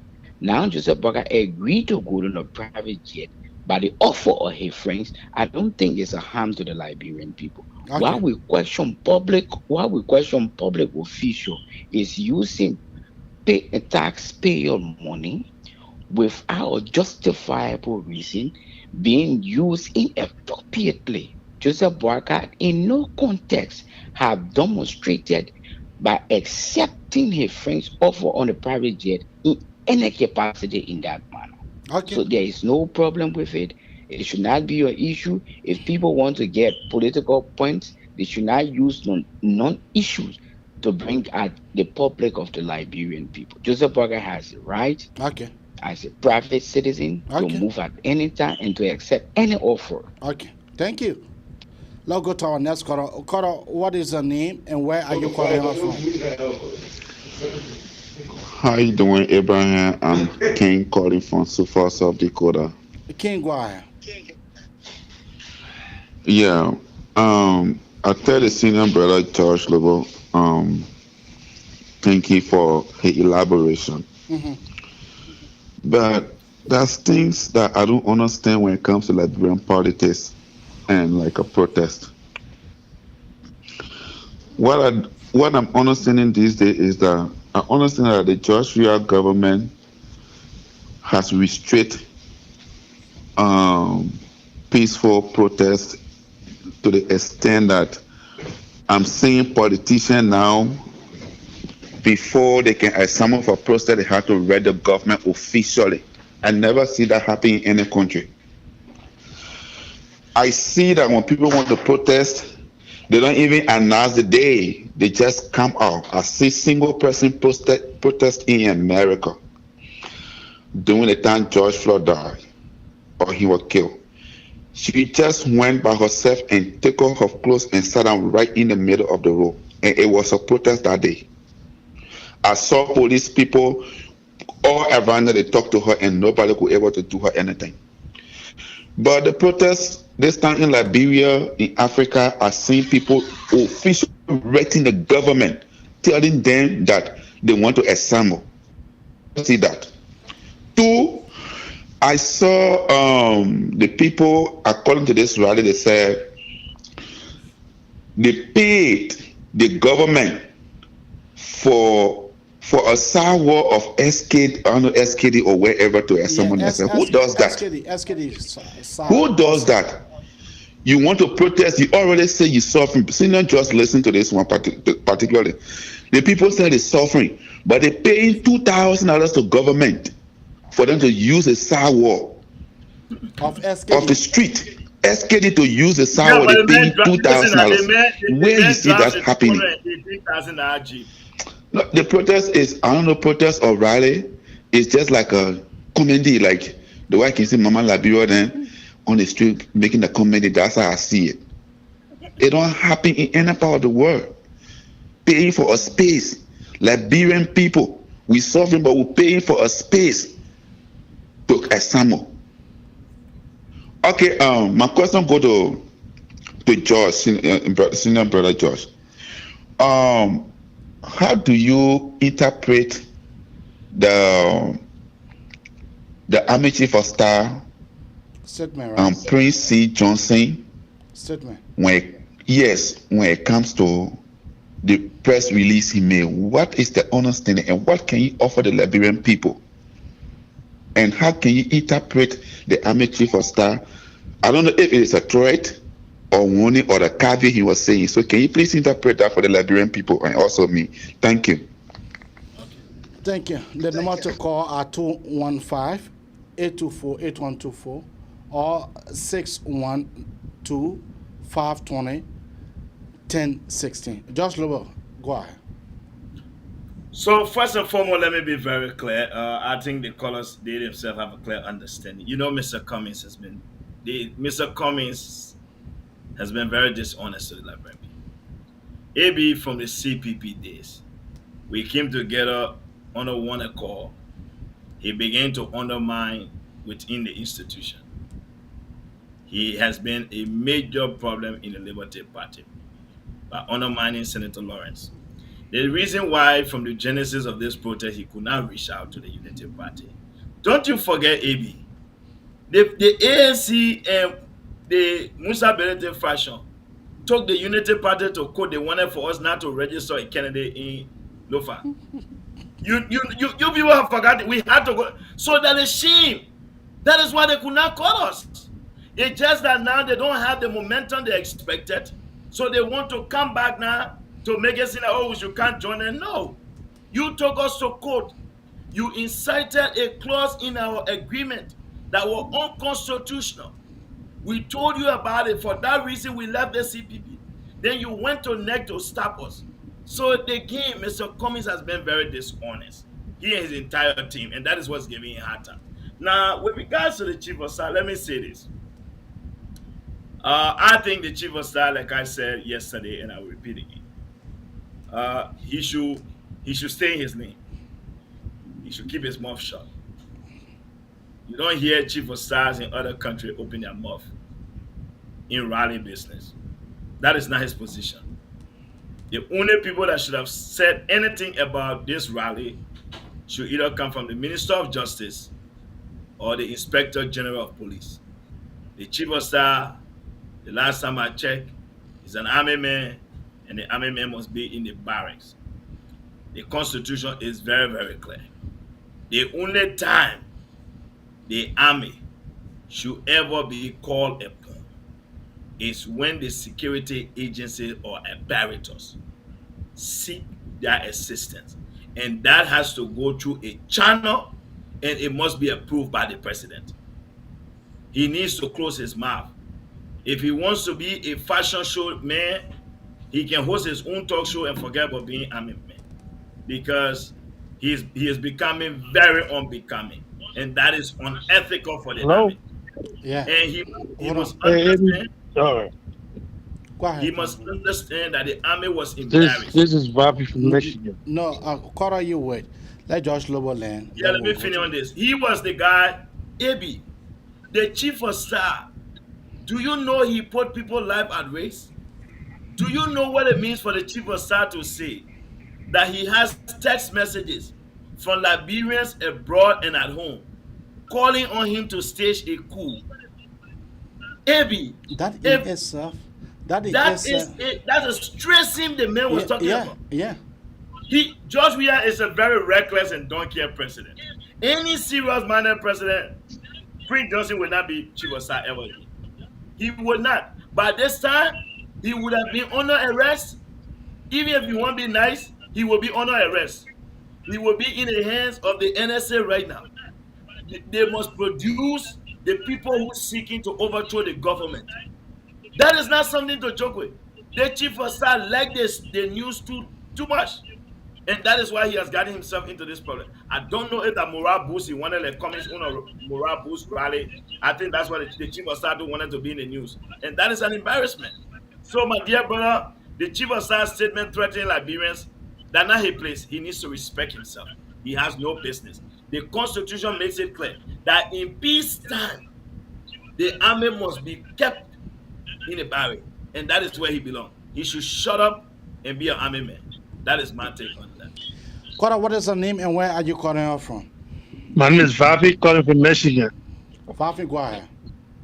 Yeah, AB, thanks for the show. Hey, I was listening to your show, and then in regard of Joe Becker, the former VP trip to Nigeria, where he met that businessman. First of all, we need to get it straight. George Lobbo is out here saying all these things, and people coming out saying that this man is he who in the United Party is supposed to know his people know when Joe Becker go visit people. Who are these people? First of all, the man that the business tycoon they met is not a friend of Joe Becker. Let's get that straight. So Joe Lobbo, if you don't know, get that first straight. He's not a friend of Joe Becker. Okay. He is a friend of the U.S. family. It was contact the person that engineered the whole meeting. It was Taylor Ure through her father. That's how Joe Becker ended up wanting to go meet her. Meeting a business person is nothing wrong. But this man, Joe Lobbo talking about other political, what a Taiwan Gonglo, George Weah, Cummings, wherever, they meeting bad people. This man was convicted, the man that they met was convicted in London. And he was banned for 7 years in London. You know, they had charges against him, and he has some other issue in Nigeria with other entity. This man is a shitty character. What are the entity? No, he's a businessman in Nigeria. We know that.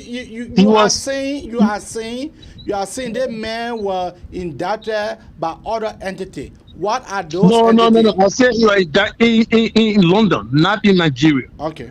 Not in Nigeria, in London. Okay. I'm not talking about Nigeria. Okay. He's doing his business in Nigeria. The point I'm trying to make is this man that Becker met, the businessman, he is not a friend of Becker. Let's get it clear. Because they keep saying it's Becker friend, Becker. No, but Becker ain't know this man from nowhere. Okay? And this man is not a good character. Neither is George Lobbo want to speak about character. This man is not even a good character. He even has. Let me ask you. Who determine whether the guy is a good character or not? Who determine that you? No, the ANC. No, I'm talking what ANC got to do with anything. I'm not talking about ANC yet. Okay. I'm saying, what determine what the yardstick that you're using that to determine that guy is not a good character? In London, he was banned and convicted in London. That's make me. Based on that, when you do the research, put your name there and go Google. Get his full name and go Google it. I did a research. The man was convicted in London. Now I don't know about Nigeria. I don't know what he did in Nigeria. That I cannot speak on it. But I know in London he had a shady character in London. Okay. You know that I know that, but I don't know about what he did in Nigeria. Whether his business in Nigeria is legit or not, that I don't know. But as far as he had a shitty character too. So by George Lobbo sitting here thinking about other political, any George Weah or Taiwan Gonglo or meeting other people, what's the point? This guy, This guy that that the former vice president went to go meet, this man was given the highest honor. The highest honor. You want to tell me that the Nigerian president did not see? Nigeria is just as corrupt. Nigeria is just as corrupt as any African country. The most corrupt country is Nigeria. You see. So Muhammadu Buhari corrupt. So exactly. Okay. All right. Okay. You don't wait, Eddie. You don't want to agree to me that Nigeria is the most corrupt West African country. You don't want to agree with me on that. You don't want to agree For that me, Nigeria is the most corrupt country in the whole region. for me, when I'm giving information, such information, I want to get facts. No. There's a thing called look. You see that the thing get like real problem. You will see your man stealing because he get videos. Oh, I want to see that video. I want you to show me the fact. But you see it because you didn't record it. Then I make I say, oh, I didn't steal it. But you saw it because you didn't get video to prove it. Then I make say, I want to see fact. That's what we do. Some are coming to is corrupt because Mr. What coming got to do my conversation? No. I want to draw your attention to the presidential candidate in a race. For the fact that you said that, JNB went to meet this man, this corrupt guy, the EF guy. This guy who is banned by Great Britain. So in short, you are saying that Mr. Cummings is corrupted because he did I tell you anything about Mr. Cummings being corrupt? And did I say anything about it? You trying to imply Cummings here aside? I'm telling you about what John Lobbo is saying about other political candidates. I understand what John but Lobbo why you keep talking about Cummings? Okay, all right. We're not talking about Cummings. Let me go over one more point. Okay. John Lobbo, you're a young man. We all know Liberia. Look, let me tell you, Joe Burger is our uncle. At the end of the day, the man is a good man. But at the end of the day, look, John Lobbo, you're a young man. We cannot have all the things you're talking about, experience. All these guys are not running the guy experience. My thing is, can Burger. Look at did you already listen to the interview today? How Burger was sluggish, how no energy, low energy, all this stuff there. No, let me tell you, the Liberia where we at today, like Omen Burger, no. Let me hold you there. You said Burger was sluggish in the interview. Yes, you were sounding sluggish. You were not low energy. You couldn't. The man was low. The energy was. Let me finish quick. Okay. Low energy, no power. And what I'm trying to say is, look, man. You say something, then you say what I'm trying to say. You say something. No, I'm saying. Let me finish. That's what I'm trying to tell you. Yeah, finish. Let me finish your cook. I need your. Hold on. Okay, all right.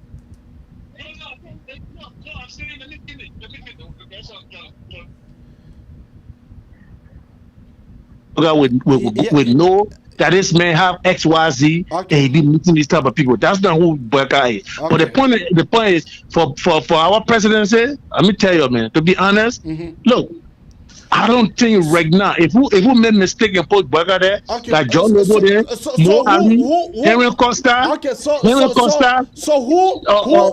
Mo Ali, Burger, Jereba there, I didn't want to run our country. So we want swap, if we want swap Jefferson, let me finish. If we want swap Jefferson Koji then with John Lobbo there and Costa there, then all we'll be doing will just be swapping. We'll swap and put some young criminal there, we'll bring some young people. That's what we'll be doing. Okay, so who do you think that should be able to replace Josh Manawia? If I'll be honest with you, we got at least this year we get some option.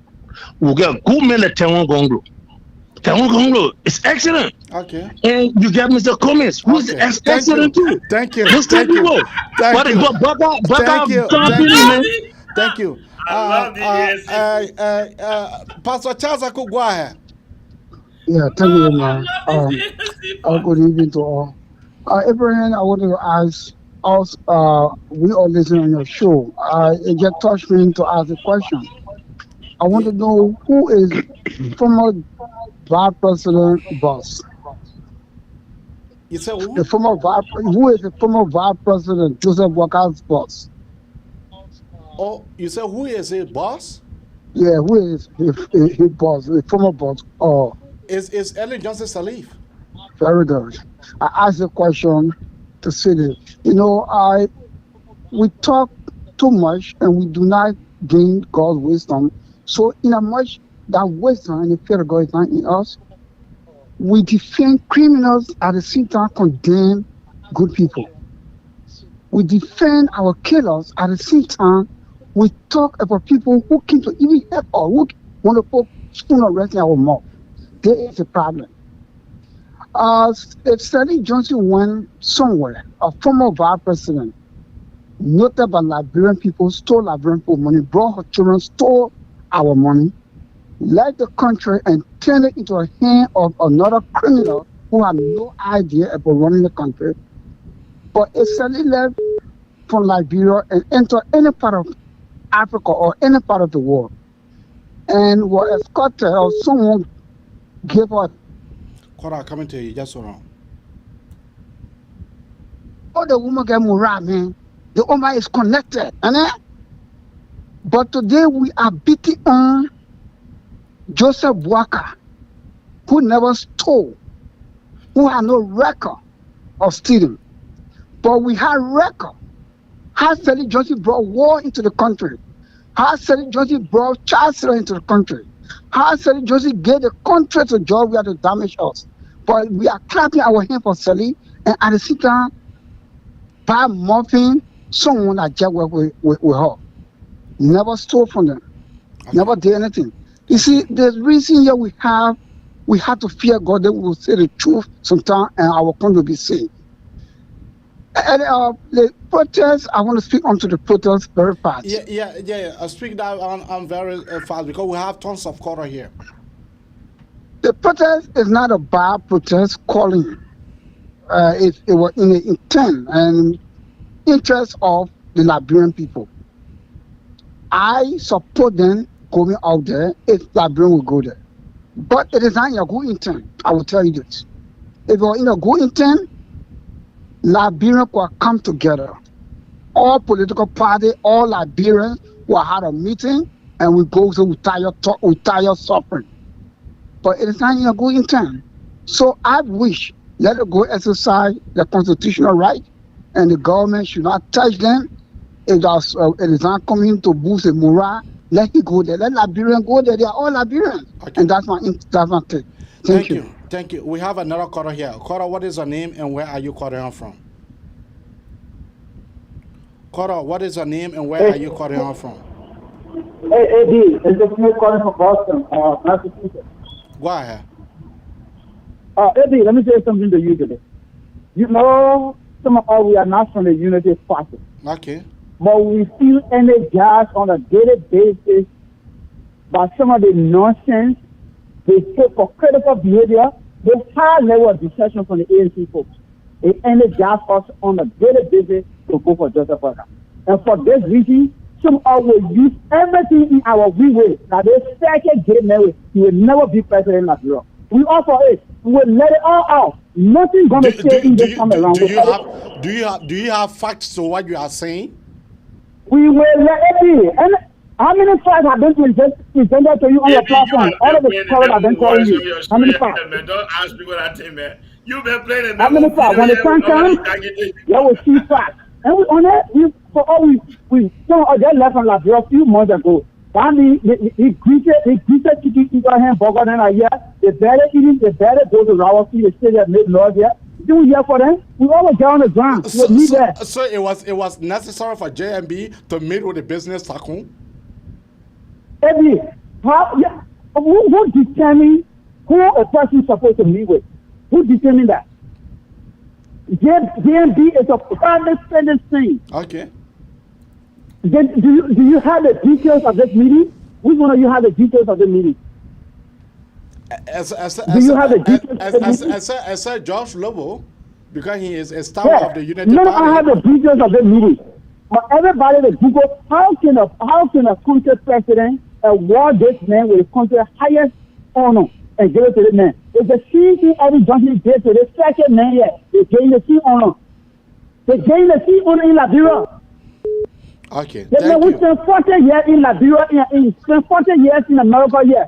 He went to Liberia to go do business, he built a apartment, all in the same street. He built the same street, for plenty of money, for people on plenty money. Then they sit down here, they won't be talking nonsense. We won't go, when you finish stacking it, you go to Liberia, so we can see something. Thank you. Cora, what is her name and where are you calling her from? Mazi, this is Stephen Johnson. I'm tempted to call. Yes, Steven. Wow, the great Steven. Yeah, how are you, George? How are you, my brother? Yeah, go ahead. You know, the caller, there was a caller who called and was trying to to draw a false equivalence between reputable people and the likes of Koji. I listened to him try to draw a parallel, for example, between George Lobbo, someone like Nduka Jaliba, Muhammad Ali, and other young people to the equivalent of Koji. One of the things that I hate for people to do is to ignorantly try to make a point without knowing the facts. Then it undermines your credibility. It also exposes how limited you are in terms of understanding the issues.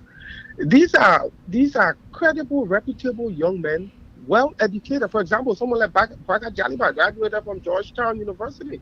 Someone like Mo Ali went to school in London, did water and sanitation engineering at Leeds University. These are qualified young people, way more experienced than the likes of Koji. So for you to even draw that kind of parallel is unfortunate. And this is why, Marty, I hate the kind of conversation where people call without any basis and just make reckless and irresponsible comments. I find it troubling. I thought it was important for me to call. And I also want to say that, I'm excited with what George is doing on the show. He's making a strong case. And on the issue of Ambassador Bwaka's trip to Nigeria, there's this saying in Liberia, they say there's a relationship between stepmom and stepchild. And it goes like this. When the child refuses to wash his hands, the stepmom yells in the building all over the yard that the child is dirty. You're dirty, you're not washing your hands. When the same child decides to wash his hands, she goes yelling that he's wasting water.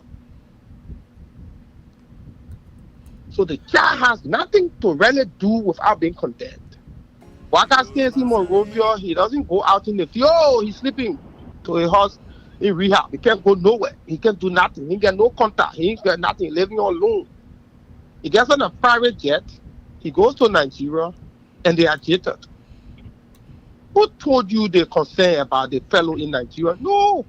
The fear is a man like Bwaka, with the kind of popularity and respect he commands, to match that with resources will mean that he's well poised to winning in 2023. And so it is that fear that they have that you see them calling and pretending not to be ANC supporter, hiding under Tewan Gonglo, using him as a feeder name when the real candidate is in the background. And how can this man that he described as a criminal be a reputable businessman in Nigeria? The same Nigeria coming working in Nigeria over 15 years with Coca-Cola, interacted with these same business people as Coca-Cola vice president in Nigeria, interacted with these same business people in Nigeria. How can you conclude that because whether the information says reputable, and most of the time they go on internet, take this tabloid news and just go all over the place? A man of that caliber will not be a criminal who they want, and at the same time be a reputable businessman flaunting in Nigeria to the extent that the president of Nigeria will honor him with the nation's highest honor. I just thought to make that point, Mazi. Thank you. Thank you. Kora, what is the name and where are you calling out from? My name is Kenneth Harris. I'm calling from Seattle, Washington. Kenneth, go ahead. Right. I just wanted to make a comment to Ogad and make a call. I don't support Joseph Bwaka. I don't support. I support Tewan Gonglo. Okay. But there's a statement that he made that the trip that the father made to Nigeria. And then he was saying that the fellow that he went to meet with, he has some bad character, and you are trying to link that to say that Nigeria is a corrupt country, there's a lot of criminals there. So the question I wanted to ask him as a supporter at his standard comments, who really I really like, who worked in Nigeria for so many years, so there's a lot of criminality there, that's what he's trying to say too, because if he's saying that Nigeria is a criminal country and then you supporting somebody that worked there for all of this time with Coca-Cola, then who is he? He's not a criminal. So I hope he's listening to come air to answer that question. Thank you. Thank you. Cora, what is your name and where are you calling out from? Cora, what is your name and where are you calling out from? Hello, is this AB? Yes. Go ahead. Yeah, AB. Yeah, I have a question I want to ask Josh Lobo. Okay, go ahead. Yeah, my question is with the way things are proceeding at the Cora, coming to you. Hold on.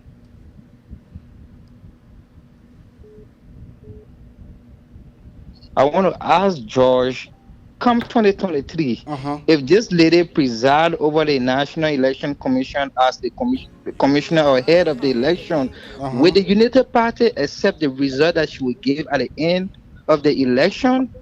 Because her character is tainted, like for some of us we consent. The way things are proceeding at the National Election Commission, we believe that she's working for the ruling establishment. However, the opposition and the rest of the when the United Party as the biggest opposition party is not speaking out anything, and she's serving as head of NEC. We are concerned about the way things are going. Okay. Two, and my next question would be, if 2023 comes and the election doesn't hold, what would be the United Party position come 2023 if they postpone the election? Thank you. Let's take one more caller, then we'll go to Josh Lobo. Caller, what is your name and where are you calling out from? Talking to me? I'm talking to the caller that called in from 466. All right. This is Pastor Mo. How are you? Pastor Mo, go ahead. Thank you. Thank you guys for the show tonight. I tuned in and I'm listening. Hello. Interestingly, Hold on. Go ahead, Pastor Mo.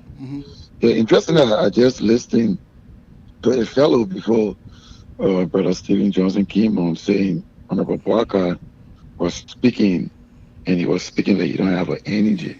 Okay. You see something about the Liberians, they don't know how to keep conversation.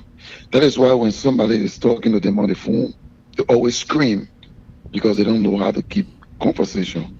This young man, this old man is a diplomat. How do you expect him to speak when it comes to international interview? Maybe he expecting for the puppet to speak in tongue. Yeah. Have you listened to Kamala Harris? Have you listened to Joe Biden? Have you listened to Buhari them interview? When you are in a diplomatic cycle, there is a way you speak. Okay. There is a way you go for interview. And I want to say this. I see ANC people running around saying the person that Honorable Walker then went to meet, they are criminal. Are you kidding me? Okay. Are you kidding me? Okay. Thank you, man. Thank you. Thank you. So, Evie, I want to speak to a few things real quick before you can take some more calls. Go ahead. A few things I want to speak on. The guy who said Ambassador Boyka spoke with low energy. I find it fascinating. Mr. Cummings on any given day, his presence is sound more like his absence. Mr. Cummings, I've had people who listen to him and will tell you that just listening to Cummings turns you off. Let's put that aside. Ambassador Boyka is a diplomat. And many of you, because of what you are used to, so you expect him to be sitting in that studio. Listen, folks, having discussion on UL campus is different from having discussion on such a major international platform. But I don't want to waste my time on it because the former vice president delivered, and I hope AB will play this interview later on and will share with you folks. But what I want to speak to is the hypocrisy from the ANC folks. A desperate man will do anything to seek attention. And the ANC folks have proven to be very desperate. Out of their desperation, these ANC folks.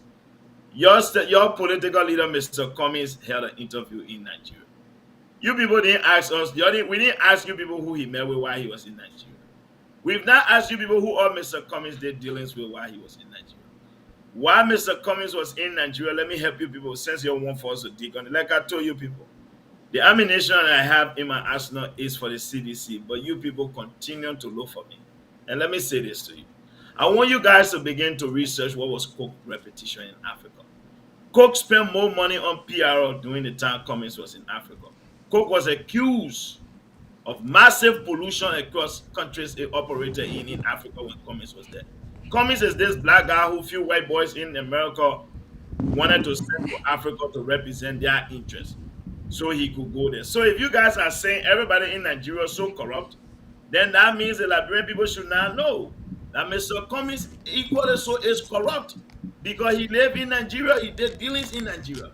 Having said that, I want to speak to the guy who said if Waka was to win election, it would be the legs of Stephen Johnson, the George Lobbo, the Mo Ali. Stephen already spoke on it, but I just want to bring something to your attention. Jefferson Koji's first job in his whole life is the mayor of Monrovia. That's his job. You know, it's not good for us to come to this platform to talk about where we've worked and read our resume out here. But I'll tell you, any given day in Liberia today, if we'll be giving job based on resume, I'll tell you, experience, my dear brother, let's stop it. George Lobbo will be well paid in Liberia. If I was to state my resume, I can provide for you a 10 years resume with 45 Fortune companies in the United States. I have worked for some of the largest financial institutions in the US. And as I speak, I work for the second largest bank in the United States of America. So this is not to brag.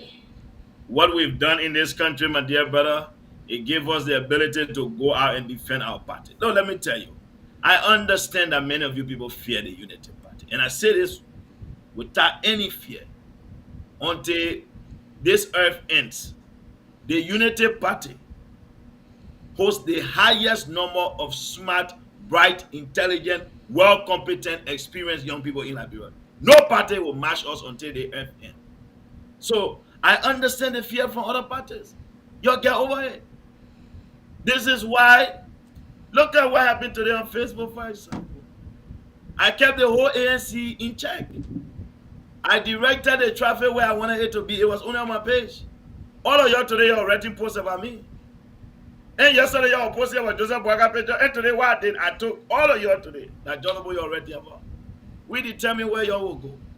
And I have the medicine for you folks. So hiding and fronting for your party was put aside. But let me answer this question of Amy. Look, Ambassador Boaga, before we went to Lofa, made it very clear that he has no faith, no confidence in the National Elections Commission. He has made that clear. Abi, you know, I spoke the other time when I was in Liberia and people were afraid. Look, I can tell anybody, our George Preston Lobbo Jr. will be in the Republic of Liberia come 2023. I will not campaign for America. And I've been very clear on the records, and it's not going to change. We'll give to George Weah what George Weah asked for. If George Weah hosts a peaceful election and one that he wins free, fair, then we'll respect the results. We'll ensure that our votes are protected, baby.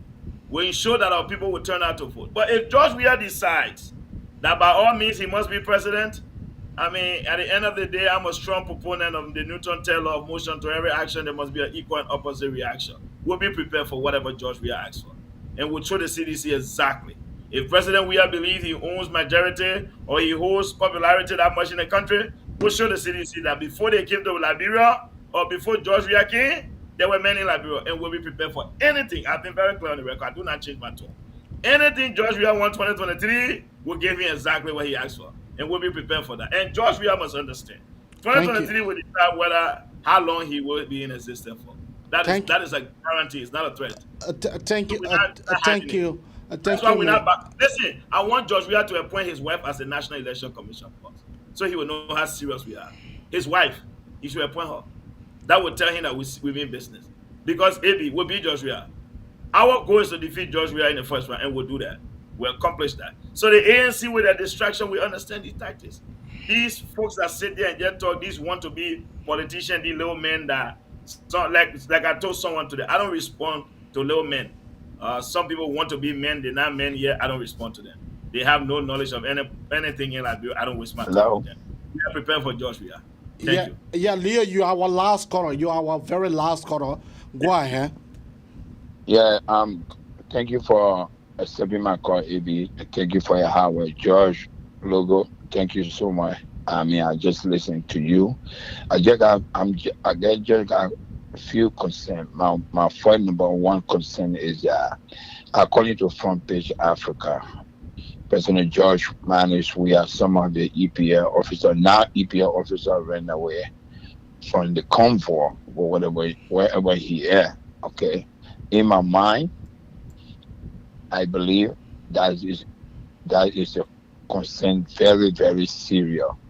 It had the propensity to bring chaos in Liberia. What I mean by that, those 9 EPS officers, they are in connection with the other EPS officers that with him. There were text messages that go in my mind also. There will be a text message between those guys. So how do you handle that? What would be a concern to speak to the Liberian people? Because those guys, they become the enemy of the state as a security personnel. Okay. If any security for that matter, especially with the president, you got 9 individuals running away from there. That person is not safe. Number one, the country in questions, it is not safe because they can do anything. Okay. I'm very concerned about that. Thank you. Thank you. Mr. Josh Lobo, in concluding, so you can just wrap everything up. And Thank then you. we just quarter. So let me just address that real quick. Look, my dear brother, about the 9 EPS officers who ran away. AB, I'm not a fan of giving breaking news, and there's a reason why I don't do it.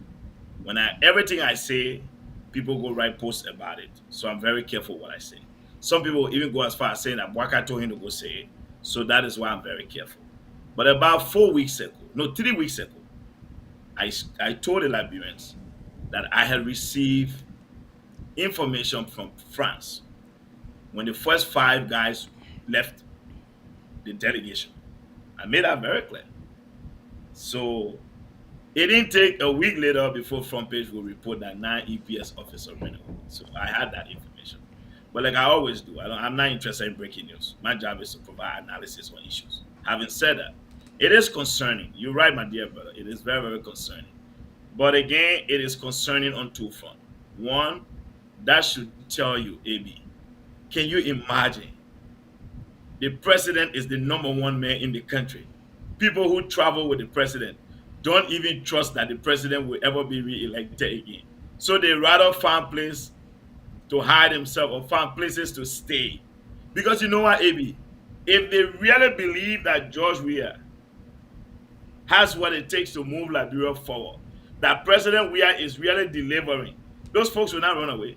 You know what it means to travel with the president? Do you know what it means to be on the president's delegation and for you to run away? It is an embarrassment. President George Weah should be ashamed of himself. And you know one thing about President Weah? He's not only casual about his safety. President George Weah has shown that he's reckless, he's irresponsible, he don't care.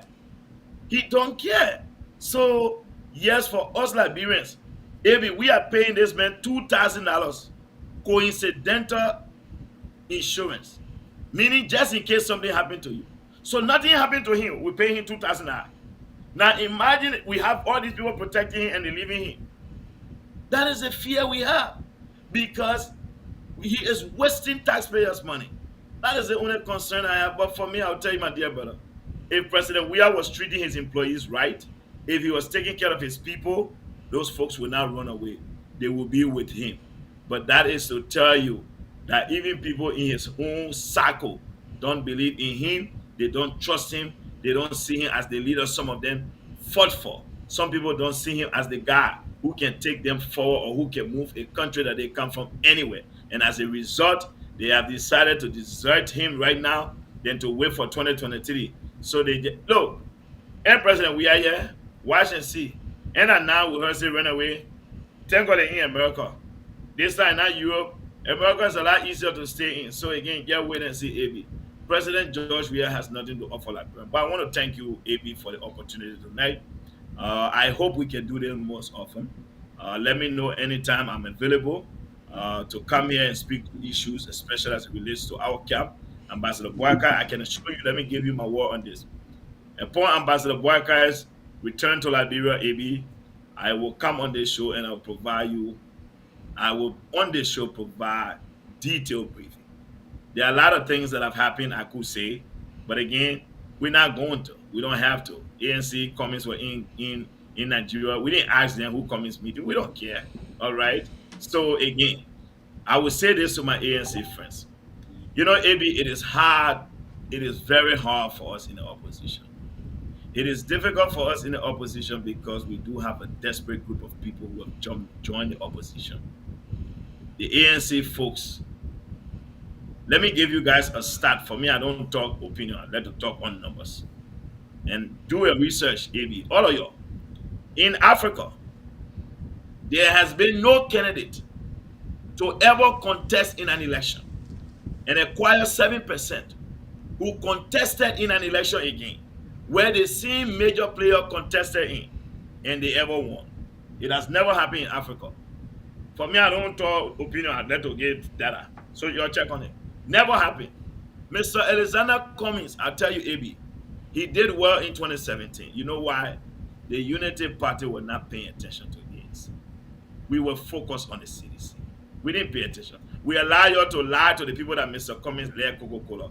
Now you can't even use it. When was the last time you heard him talking about he led Coca-Cola? Ever since we put out that foolishness to heart, we exposed you guys that you people were lying. Mr. Cummings never led Coca-Cola. Now you're running two places. AB, let me say this to you. Cummings work in Minnesota. Then you in Minnesota, I want you ask how many Liberians Cummings took to his job when you're in Minnesota? The company Cummings worked for before he went to Coca-Cola. The headquarters was in Minnesota. Ask them. Nobody. In Georgia, where Cummings live, the Liberian people only got to know Cummings in 2015 when Joseph Boyka wanted to give 10,000 to the people in Georgia for a community center, and he wanted Mr. Cummings to be part of the board. That is when Cummings came around his people. Mr. Cummings has shown no love. AB, I was in CWA 2001. Cummings went on our school campus. If Cummings say he carried chalk there, anything I'm looking for, man, I get it. So again, I will say this. I understand the desperation. But you ANC folks, you guys are really a distraction. My ammunition for CDC. But every time you look for me, I'll respond to you. And I've always told you people, I'm not the guy to test because I know how to return fire with more fire. I think you people saw it today, how all of you were crying all over Facebook. You were losing your mind. I know what to do to you. I know how to treat you folks. Send you people at the low case who can listen. I got your medicine and I will deal with you when the time is right. Why focus on the CDC? The CDC, I keep telling them. I know Spoon will help you guys with all these distractions. CDC got me to contend with in Liberia. I'm not worried on CDC here, AB. I'm not worried about it. Saturday, AB, let me say this. There will also be a debate between Minister Shaka Sherry and myself on Focus on Liberia. Y'all please tune in. Y'all listen to the CDC. Minister, as I send one dead body to the camp, I will deal with them one by one. But I want to thank you, my dear brother. Thank you for all you do. I like how you were giving it to me. You all on me. Or I like it. It's fine. It's a good thing. I mean, don't be nice. Don't be soft. It's a good thing. I want to thank you. And there's so many other people who wants to see Liberia do better. Thank you for the show. Thanks to all the callers. Those who agree and don't agree with me, I wish you guys all the best. But to you ANC folks, men up. Y'all stop doing this thing here. When you call, be proud of your leader. Say about ANC, man. Mr. Cummings, you know that you people are not loyal to him. The fact that when you call this talk show, you're not even brave to say, I'm a Cummings supporter. All the things, all of them. All of them hiding. Yeah, they all hiding behind Tawana. All of them. They saw him, they can't come out to say they're Cummings supporter. But then they come out, they want to be shady. Yo, I'm a man. That's why I'm not afraid. And I take on ANC folks. For you people, sometimes I just refer to you guys as leg when I'm at the GB shop in Kanta. Because you people have no weight. You're not even matter. You can't take up space. You're just a distraction. But I'll see you guys. Anytime, I'll be prepared. Thank you. It was nice being here. I